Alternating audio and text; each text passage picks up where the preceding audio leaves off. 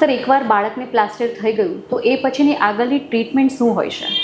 સો plaster treatment કે જે active part છે, જે લગભગ 2 થી 3 મહિનાનો રહેતો હોય છે, એના પછી સ્ટાર્ટ થાય છે મેન્ટેનન્સ ફેઝ, કે જે one of the important part છે, જેની અંદર અમે આપતા હોઈએ છીએ બ્રેસીસ, કે જે બાળકના પગનો શેપ ડેવલપ કરશે અને પગની પોઝિશન મેન્ટેન કરી રાખતું હોય છે. સર, તો આ ટ્રીટમેન્ટ જ લાગતો એક પ્રશ્ન છે કે શા માટે બ્રેસ બાંધવો જોઈએ? સો ટ્રીટમેન્ટથી આપણે જે પગનો શેપ અને પોઝિશન લાવી શક્યા છીએ એને મેન્ટેન કરવાનું કામ આ બ્રેસીસ કરતા હોઈએ છીએ. સો જો બાળકને રેગ્યુલર ટાઈમિંગથી અને યોગ્ય સમય સુધી જો બ્રેસ પહેરાવવામાં ના આવે તો ફરીથી આ પગની પોઝિશન બગડી જઈ શકે છે. જે ઓરિજિનલ ક્લબ ફૂટ જેને કહેવાય એ પોઝિશન પાછી આવી શકે છે.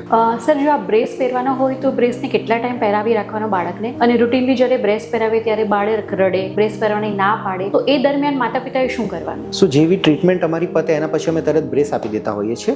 બાળક ચાલતું થાય ત્યાં સુધી બ્રેસને અમે આખો દિવસ એટલે કે ઓલમોસ્ટ 22 થી 23 કલાક દિવસમાં પહેરાવવાની જરૂર પડતી હોય છે. વન્સ બાળક ચાલવાનું ચાલુ કરી દે છે પછી એ બ્રેસનો ટાઈમિંગ નાઇટ ટાઈમમાં થઈ જાય છે, એટલે કે ઓલમોસ્ટ 10 થી 12 કલાક અમે એ બ્રેસીસને રાખતા હોઈએ છીએ. ઓલમોસ્ટ બ્રેસ 5 વર્ષ સુધીની ઉંમર સુધી પહેરાવવાની જરૂર પડતી હોય છે. હવે શરૂઆતમાં જ્યારે બ્રેસ પહેરાવે તો મોટે ભાગના બાળકને પહેલા 2-4 દિવસ રડવું આવતું હોય છે, પરંતુ વિધિન વીક કે 8 થી 10 દિવસની અંદર બાળક યુઝ ટુ થઈ જાય છે અને ધીરે ધીરે બાળક આ બ્રેસ સાથે કમ્ફર્ટેબલ થઈ જતું હોય છે. એટલે બ્રેસ પહેરાવવા ડેફિનેટલી જરૂરી છે. જો બ્રેસ નહીં પહેરાવવામાં આવે તો આ પગ ફરીથી પાછો બગડી શકે છે.